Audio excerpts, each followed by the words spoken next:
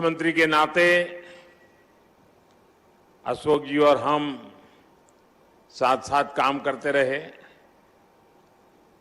और अशोक जी हमारी जो मुख्यमंत्रियों की जमात थी उसमें सबसे सीनियर थे, सबसे सीनियर मुख्यमंत्रियों में है। और अभी भी हम जो मंच पे बैठे हैं उसमें भी अशोक जी सीनियर मुख्यमंत्रियों में से एक है। तो उनका यहां आना, इस कार्यक्रम में उपस्थित रहना। प्रधानमंत्री मोदी जी जाते हैं दुनिया के मुल्कों में तो कितना सम्मान मिलता है इनको। क्यों मिलता है? क्योंकि नरेंद्र मोदी जी उस देश के प्रधानमंत्री हैं। नरेंद्र मोदी जी उस देश के प्रधानमंत्री हैं जो हमारे मुल्क में आए हैं, जो गांधी का देश है, जहां लोकतंत्र की जड़ें मजबूत है, गहरी है। 70 साल के बाद में वहां लोकतंत्र जिंदा रहा है। ये दुनिया को एहसास होता है तो उनको गर्व होता है कि उन देश का प्रधानमंत्री मोदी जी हमारे मुल्क में आ रहे हैं।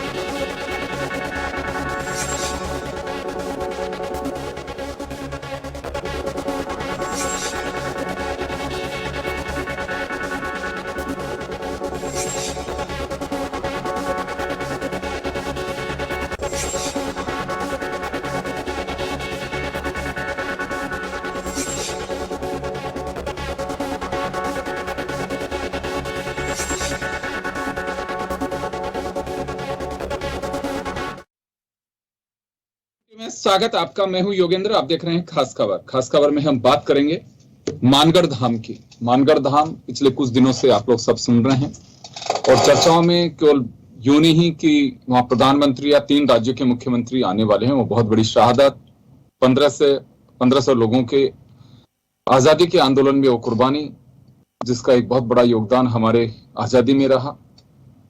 आदिवासी बेल्ट, 3 राज्यों की सीमाओं से जुड़ा हुआ वो क्षेत्र, तो उसी को लेकर के बड़ी चर्चाएं थी। 1913 में वहां बड़ा आंदोलन हुआ अंग्रेजी हुकूमत को चुनौती देने के लिए। जब वहां पे गुरु गोविंद के नेतृत्व में जब आदिवासियों ने वहां पे आंदोलन शुरू किया तो ये नागवार गुजरा और कत्लेआम कर दिया गया, जिसे हम जलियांवाला बाग कांड से जोड़ते हैं। वहां 500 कुछ लोगों की शहादत हुई या 1500 लोगों की शहादत हुई। लेकिन बड़ी बात यह है कि एक उम्मीद जो लगाई जा रही थी और जिसपे चर्चाएं थी, सियासी नफे नुकसान के रूप में देखा जा रहा था, वो था मानगढ़ को राष्ट्रीय स्मारक घोषित करने की बात। प्रधानमंत्री आए, नरेंद्र मोदी जी, 3 राज्यों के मुख्यमंत्री, डिमांड भी काफी चली। बीजेपी ने भी कहा था कि ये एक शौर्य की बात होगी, यहाँ के लिए एक स्वाभिमान की बात होगी अगर राष्ट्रीय स्मारक बनाया जाता है। तो कांग्रेस की भी डिमांड थी, अन्य जो समूह हैं उनकी भी डिमांड थी। लेकिन राष्ट्रीय स्मारक तो नहीं बनाए मोदी जी, लेकिन हाँ ये जरूर कह गए कि जो संबंधित राज्य हैं उनके मुख्यमंत्री बैठ करके यहाँ के विकास का खाका तैयार करें, केंद्र भी उसमें मदद करेगी। खैर चले, लेकिन पिछले कुछ दिन से चर्चा थी, लोग ये भी अब ढूंढ रहे हैं कि राष्ट्रीय स्मारक बन भी जाता तो होता क्या, राष्ट्रीय स्मारक है क्या। चलिए, इस मुद्दे पर चर्चा करने के लिए हमारे साथ श्याम सुंदर शर्मा साहब हैं, वरिष्ठ पत्रकार हैं। हमारे साथ बीजेपी से आशीष चतुर्वेदी साहब हैं, कांग्रेस से राजेंद्र आर्य साहब हैं। सभी का स्वागत है। श्याम जी, आप मुझे सुन पा रहे हैं? चलिए, श्याम जी हमारे साथ जुड़ेंगे। कोई टेक्निकल उनके प्रॉब्लम है तो जुड़ेंगे, जब उनको लेंगे। मैं राजेंद्र आर्य साहब के पास जाना चाहूंगा। राजेंद्र जी, प्रधानमंत्री जी ने वाजिब मांग भी मानी है, लेकिन उस क्षेत्र के विकास की बात कही है। कहा कि राज्यों के जो मुख्यमंत्री बैठ करके एक विकास का खाका तैयार करे, केंद्र भी उसमें मदद करेगी। तो क्या जो डिमांड थी वो मुंह बाएं खड़ी है अभी भी, या फिर कहें कि मोदी जी जो संकेत दे गए हैं वो उसी ओर है? अनम्यूट करिए राजेंद्र जी, म्यूट किया हुआ आपने।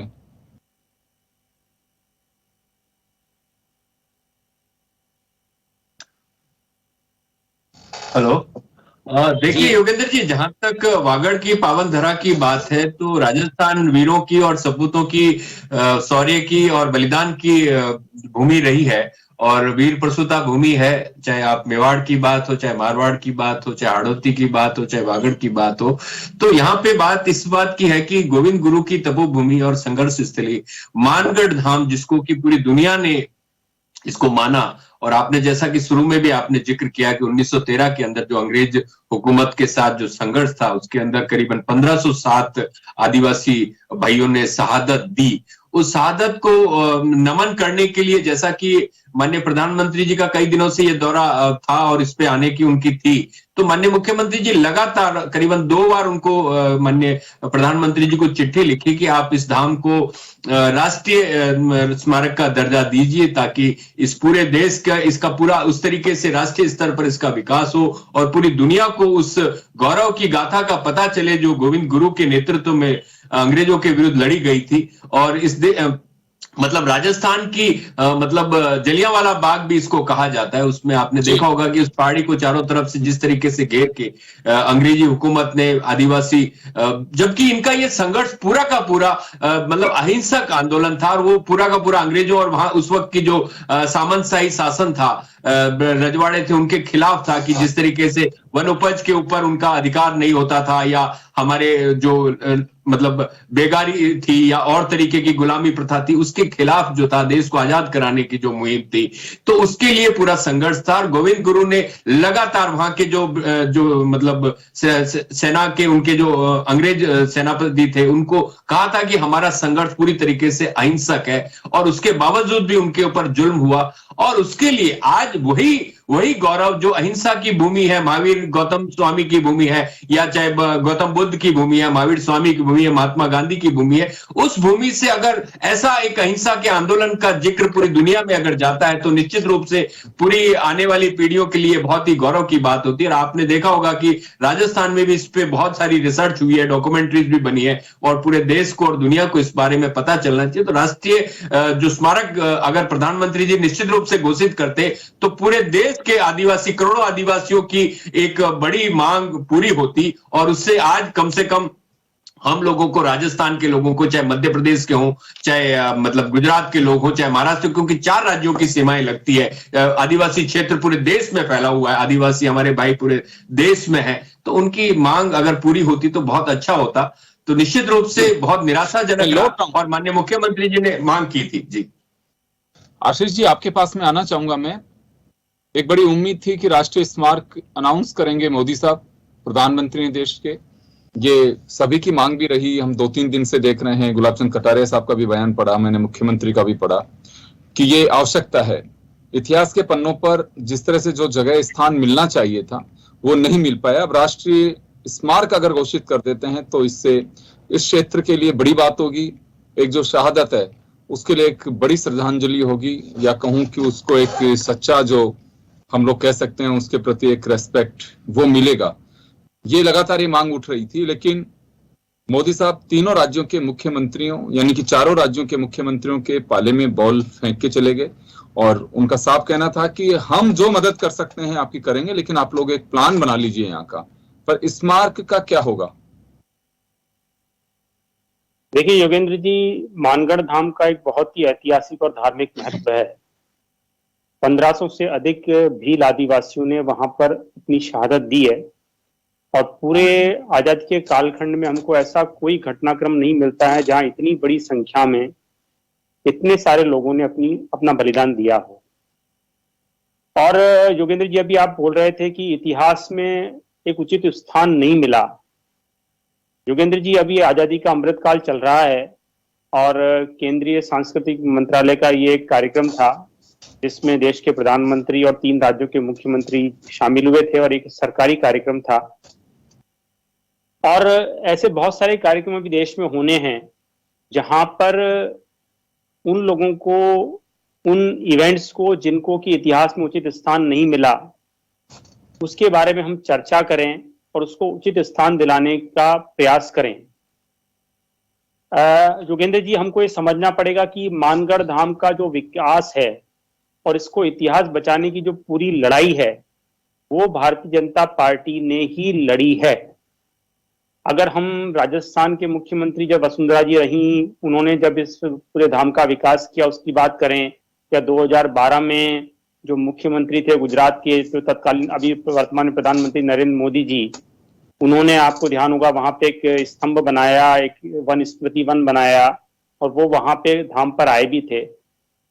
क्योंकि ये जो पूरा बेल्ट है ना, अगर हम बात करें मध्य प्रदेश की बात कर लें, गुजरात की बात कर लें या राजस्थान की बात कर लें, तो सारे आदिवासियों का उससे एक जुड़ाव रहा है और वो इसको एक बहुत बड़ा श्रद्धा का केंद्र मानते हैं। तो निश्चित रूप से सभी सरकारों की जिम्मेदारी बनती है कि उस स्थल का उचित रूप से विकास किया जाए। और मोदी जी ने यही बात कही है कि जो चारों स्टेट है वो मिलकर के एक डेवलपमेंट प्लान प्रपोज करें और भारत सरकार निश्चित रूप से इसको डेवलप करने की एक मंशा रखती है। मैं भी राजेंद्र जी को भी सुन रहा था, राजेंद्र जी को बड़ी निराशा हुई है। तो राजेंद्र जी, आपको ये बताना चाहिए कि बहुत बड़ा एक लंबा कालखंड देश में रहा है जब कांग्रेस की सरकार केंद्र में भी रही है और कांग्रेस की सरकार राज्य में भी रही है। ये मुख्यमंत्री जी का तीसरा कार्यकाल है। मुख्यमंत्री जी जब अपना दूसरा कार्यकाल 2008 से 13 पूरा किया, उस पूरे कालखंड में केंद्र में यूपीए की सरकार थी। मुख्यमंत्री जी को बताना चाहिए था कि उन्होंने कितने पत्र मनमोहन सिंह जी को लिखा कि इसको राष्ट्रीय स्मारक घोषित किया जाए, और मुख्यमंत्री जी स्वयं कितनी बार इसको गए, इसको विकास के लिए मुख्यमंत्री जी ने क्या चिंता की, क्या प्रयास किए, भी बताया जाना चाहिए। चलो श्याम जी, आपके पास में आना चाहूंगा मैं। देखिए, राष्ट्रीय स्मारक जिसकी बड़ी उम्मीद थी और लोग मांग कर रहे थे, पॉलिटिकल पार्टीज मांग कर रही थी, बीजेपी खुद मांग कर रही थी ये, लेकिन वो तो नहीं हो पाया। तो एक विकास के एजेंडे की बात जरूर प्रधानमंत्री कह रहे हैं, क्या वास्तव में?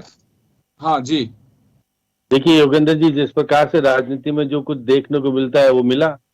प्रधानमंत्री जी ने बड़े तरीके से कहा कि एक राज्य की ये संपत्ति नहीं है, मतलब एक राज्य को हम स्मारक नहीं दे सकते, इसलिए उन्होंने तीनों राज्यों को कहा कि तीनों मिलो और चौथे हम, केंद्र सरकार इसमें मदद कर देगी।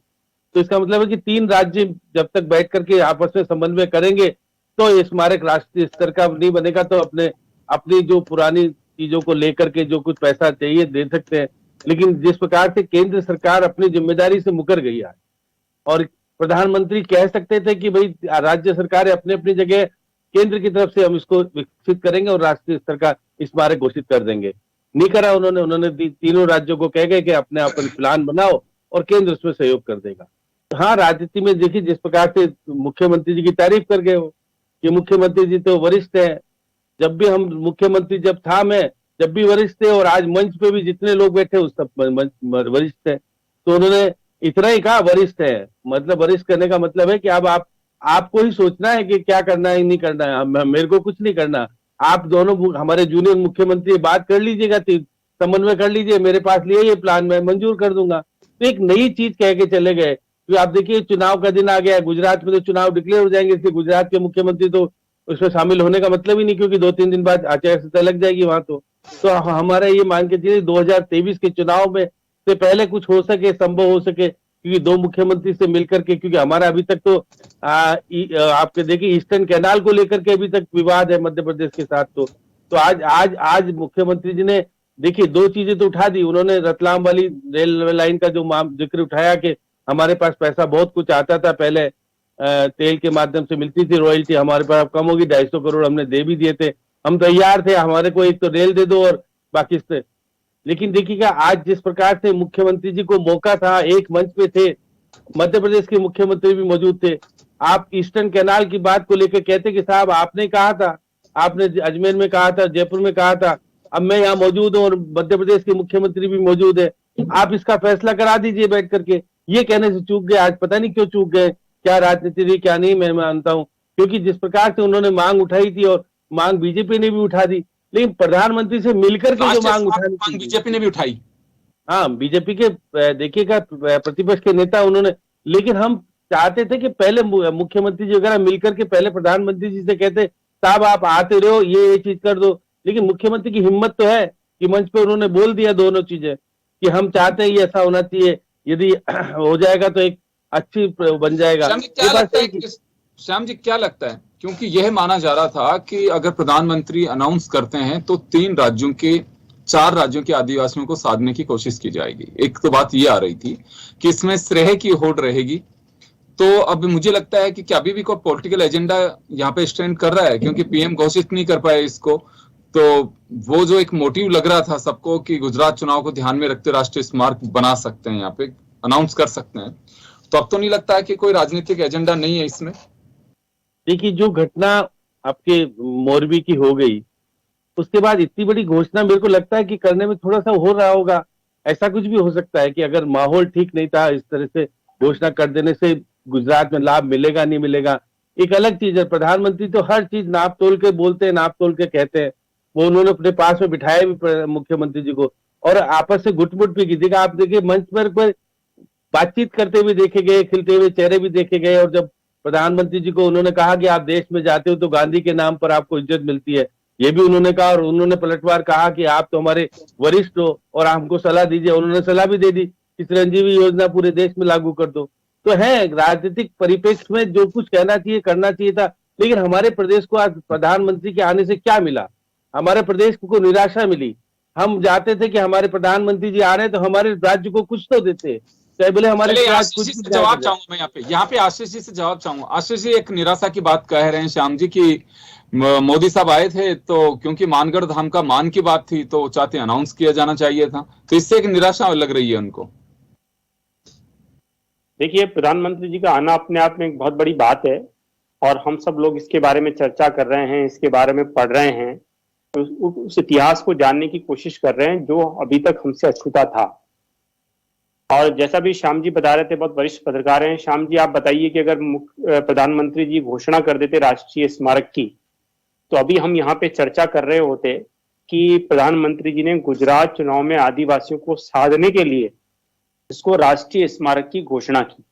देखिए, आप अपना चिट और पट नहीं लग सकते हैं। देखिए, मैं प्रधानमंत्री जी के, आप देखिए जितने भी घोषणाएं होती है, जितने भी वादे होते हैं, बहुत ही रियलिस्टिक वादे होते हैं। वो ऐसा कोई वादा नहीं करते हैं, ऐसी कोई घोषणा नहीं करते जिससे कि कोई तात्कालिक राजनीतिक लाभ लिया जा सके या फिर उसको पूरा ना किया जा सके। हम दोनों बातों में बात करें। आपके नेता राजेंद्र जी, राहुल गांधी जी ऐसी ऐसी घोषणाएं करते हैं जो संभव नहीं है। 2019 के चुनाव में आपने एक योजना चलाई थी, न्याय आपके द्वार, जिसमें आप हर परिवार को 6,000 रुपये महीना दे रहे थे, बिना सोचे समझे कि इसकी व्यवस्था कैसे होगी। अभी आपने गुजरात में घोषणा की है कि हम जितने कोरोना काल में जिन लोगों की मृत्यु हुई है उनको 4 लाख का मुआवजा देंगे।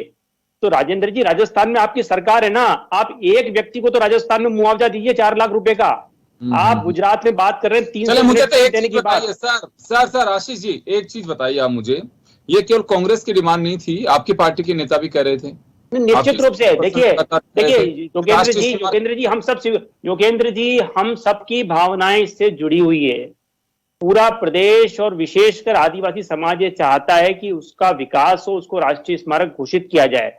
लेकिन प्रधानमंत्री जी ने एक बहुत अच्छी बात कही कि वे तीनों राज्य मिलकर के एक पूरा जो विस्तृत प्लान है वो प्रपोज करें और केंद्र सरकार उसमें हर संभव मदद करेगी। मतलब आप देखिए, प्रधानमंत्री जी ने यह भी कहा है कि हम उसको राष्ट्रीय स्मारक का नाम दें या कोई और नाम दें, ये पहले तीनों स्टेट एक साथ आए तो सही। आशीष जी, ये जो प्लान मानगढ़ का है ये कई दिन पहले बन गया था। क्या ये संभव था कि एक बात पीएमओ की तरफ से या प्रधानमंत्री जी की ओर से तीनों मुख्यमंत्री जी से कहा जाता है कि भाई मैं भी आ रहा हूं, आप लोग प्लान बना करके रखिए, और जब मानगढ़ में 1 नवंबर को मिलेंगे अपन, तो उस वक्त इस पे कोई चर्चा करके और इसको फाइनलाइज कर देंगे? क्या ये हो सकता था? योगेंद्र जी, मुख्यमंत्री जी ने भी ये बात बोली है, अगर आप उनकी स्पीच सुनी हो तो, कि प्रधानमंत्री जी ने 5 दिन पहले तीनों राज्यों के जो चीफ सेक्रेटरी है उनके साथ बैठक करी है। ट्वीट के जरिए बताया उन्होंने 2 दिन पहले। नहीं, बाकायदा बैठक नहीं, मुख्यमंत्री जी ने इसका जिक्र भी किया है आज। मुख्यमंत्री जी ने इसका जिक्र किया है कि उन्होंने तीनों राज्यों के चीफ सेक्रेटरी से इस बारे में बात भी की है। तो निश्चित रूप से ये पूरा जो प्रोसेस है वो स्टार्ट हो चुका है। लेकिन मैंने कहा ना कि अगर घोषणा कर देते, थोड़ा इंतजार करना पड़ेगा। चलिए बिल्कुल राजेंद्र मेघवाल साहब, आपके पास आना चाहूंगा। थोड़ा सा धैर्य और वेट करिए, आप धैर्य रखिए और वेट करिए, क्योंकि उस दिशा में आगे बढ़ रहे हैं, ये आशीष जी का कहना है।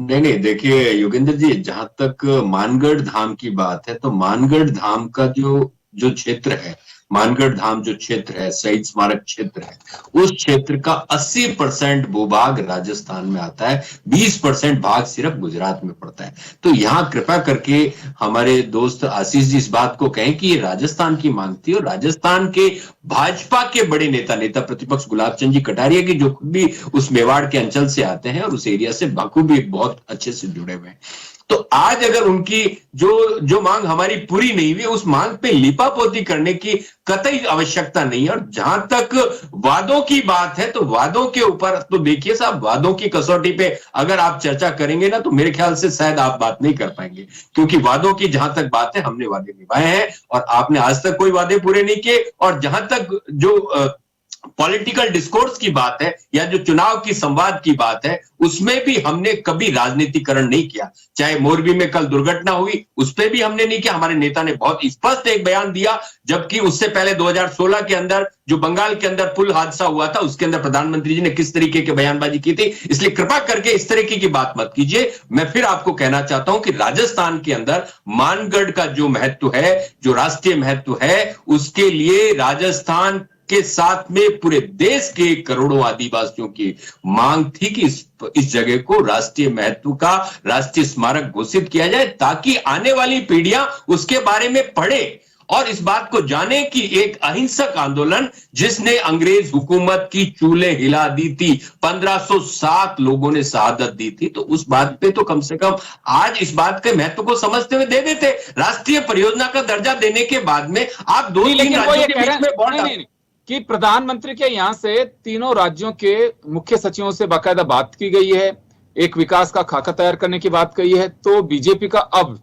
ये कहना है कि अभी थोड़ा सा वेट करना होगा, उस दिशा में काम चल रहा है। और योगेंद्र जी देखिए आप खुद एक वरिष्ठ पत्रकार हैं, श्याम जी भी बैठे हैं और आशीष जी भी बहुत ही सीजन्ड आदमी है, गंभीर बात करते हैं। तो मैं यहाँ ये कहना चाहता हूं कि अगर ये इनिशिएटिव केंद्र की सरकार लेती, निश्चित रूप से हम इसको बिल्कुल भी नहीं मानते कि गुजरात में चुनाव है, कुछ भी नहीं होने वाला, नहीं, हम इसको कहते कि ये चूंकि इस क्षेत्र की मांग थी और इस दिन से जुड़ा हुआ मसला था, तो इस दिन को आज ऐतिहासिक महत्व का दिन बन जाते, श्रेय प्रधानमंत्री जी को मिलता। लेकिन प्रधानमंत्री जी ने करोड़ों आदिवासियों की भावनाओं का सम्मान नहीं किया। हमें निराशा हुई, और हमें ही नहीं, भाजपा के नेताओं को भी निराशा हुई। आज चाहे लिपापोती के नाम पे ये चाहे कुछ भी कहें, लेकिन अगर निश्चित रूप से राष्ट्रीय मतलब स्मारक घोषित करते तो बहुत अच्छा होता और एक ऐतिहासिक दिन होता। आज सुना चतुर्वेदी साहब, निराशा का कारण क्या है वो भी बता दिया उन्होंने। नहीं, देखिए योगेंद्र जी, मैंने पहले भी कहा है कि हमें बहुत ज्यादा निराश होने की इसमें आवश्यकता है नहीं। थोड़े दिनों में ही आप देखेंगे इस तरह की एक पूरा जो प्लान है उसके विकास को लेकर के वो खाका तैयार होगा और वो लागू भी होगा, क्योंकि हम काम करने में विश्वास रखते हैं। और उसके पहले भी बताया ना राजेंद्र जी, बहुत बड़ी बड़ी बातें कर रहे हैं कि साहब इतिहास में हमने नहीं पढ़ा, तो भाई क्यों नहीं पढ़ा ये तो बताइए ना आप, कि हम सबने क्यों नहीं पढ़ा। हमने इस टेक्स्ट बुक के अंदर हम भी पढ़ के आए हैं, 10th तक तो सबने पढ़ा है ना। तो आप बताइए ना कि कौन से चैप्टर में मानगढ़ धाम का जिक्र था, क्यों नहीं था। जब पूरा देश, सारे प्रांतों में आपकी सरकारें थी, पूरा शिक्षा का खाका आपके पास था, केंद्र से लेकर के राज्यों में सरकारें आपकी थी, तो फिर मानगढ़ धाम का चैप्टर छूटा कैसे? इस पे तो थोड़ा बात कीजिए ना आप। भारतीय जनता पार्टी यही तो कर रही है कि बहुत सारे ऐसे लोगों की शहादत जिनको कि इतिहास में स्थान नहीं मिला, उनको उचित स्थान मिले, उनके बारे में हम पढ़ें, चर्चा करें। इसी के लिए प्रधानमंत्री जी यहाँ पे आए, और आप जल्दी देखेंगे कि बहुत जल्दी ही इसके विकास का एक खाका प्रस्तुत किया जाएगा और केंद्र सरकार इसको लागू करेगी। श्याम जी, क्या लगता है आपको? ये तो राजनीतिक बयान है, एक दूसरे को चलो कटघरे में खड़ा करेंगे। आपकी बात हुई है कई लोगों से, आम जो एक हम सब भी राजस्थान वासी हैं, क्योंकि शहादत चाहे यहाँ पे हो, चाहे उड़ीसा में हो, चाहे पंजाब में, कहीं पे भी हो, वो हर जगह एक ही जैसे होते हैं, क्योंकि उनका कोई अपना खुद का तो मकसद होता नहीं, वो देश की क्रांति के लिए उन्होंने ये सब कुछ किया। तो क्या लग रहा है आपको, अभी आशीष जी की जो बात है वो कितने लोग इस बात को समझ पाएंगे कि हाँ बिल्कुल उस दिशा में काम चल रहा है, या फिर लोगों का इंतजार ये था कि रिजल्ट आना चाहिए, अब तो इसको स्मारक बना देना चाहिए? देखिए योगेंद्र जी, चीफ सेक्रेटरी के माध्यम से बातचीत तो कर ली थी प्रधानमंत्री जी ने, उनके दिमाग में भी था, लेकिन आज जिस प्रकार का कल गुरु गोविंद जी का कल जन्मदिन भी था, तो अब हम 75वां बना रहे देश की आजादी का। अगर 75 साल बाद भी अगर आदिवासियों को एक बहुत बड़ी मांग नहीं है और केंद्र के लिए कोई बहुत बड़ा मुद्दा भी नहीं है। अब हमारे यहाँ तो देखिएगा, अर्जुन मेघवाल जो राज्य मंत्री है, संस्कृति राज्य मंत्री है, वो भी हमारे राज्य के हैं।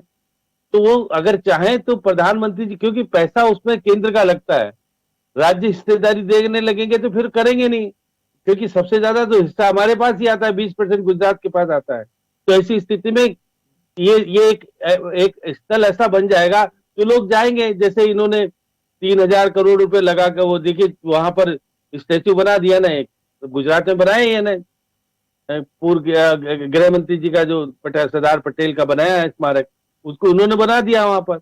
अब हम चाहें कि हम राज्य के अपने इस खर्चे पे बना ले, संभव नहीं। केंद्र चाहता तो आज प्रधानमंत्री जी बड़ा दिल करते कि हाँ देखिएगा, अगर आपने भी मांग की है, बीजेपी ने भी मांग की है, मैं दोनों की मांग पूरी करते हुए आदिवासियों को देता हूँ कि देखिएगा 112 विधानसभा क्षेत्र आते हैं, 4 राज्य से प्रभावित होते हैं, 17 लोकसभा क्षेत्र आते हैं इस क्षेत्र से। तो एक राजनीतिक परिप्रेक्ष्य में आपको कुछ मिल भी सकता है, लाभ मिले नहीं मिले बात है, लेकिन एक मांग रखने के लिए आप कहते हैं कि हाँ दोनों की मांग को मैं स्वीकार करते हुए कहता हूँ, संस्कृति मंत्रालय से कहता हूँ कि बनाए प्लान, हम इसको अपने स्तर पे करके दिखाएंगे। क्योंकि देखिए टाइम भी लगेगा और एक टाइमिंग तरीके से केंद्र करेगा तो एक बहुत बड़ी उपलब्धि राजस्थान को मिलती है, देश को भी मिलती है, और आदिवासियों का मान सम्मान हो जाता। तो हम कैसे देखिए, अभी हमने वहां पर एक पुल बनाने की घोषणा की, 112 करोड़ रुपए हमारा पुल बना रहे, क्योंकि एक टापू सा बन जाता है, वो अलग हो जाता है, बहुत सारी चीजें, वो तो बेड़े से दाम यहाँ का नहीं बना। लेकिन जो स्थल है एक बहुत बड़ी, इतनी बड़ी सादत जालियांवाला,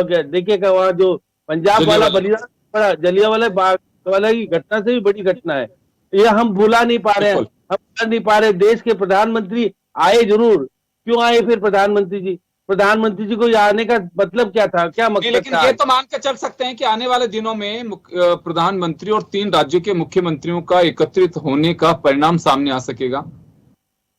देखिएगा यहाँ तो 3 राज्यों का मतलब ही नहीं ना, प्रधानमंत्री अपने स्तर पर निर्णय ले लेते कि हम राष्ट्रीय स्तर का स्मारक बनाने की घोषणा करते हैं।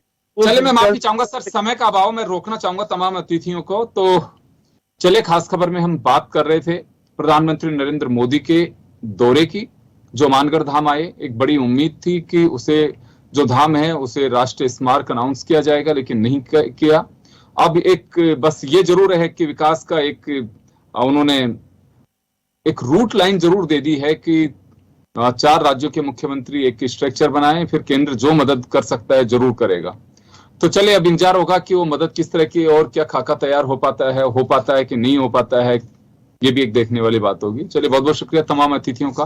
खास खबर में इतना ही, दीजिए इजाजत, नमस्कार।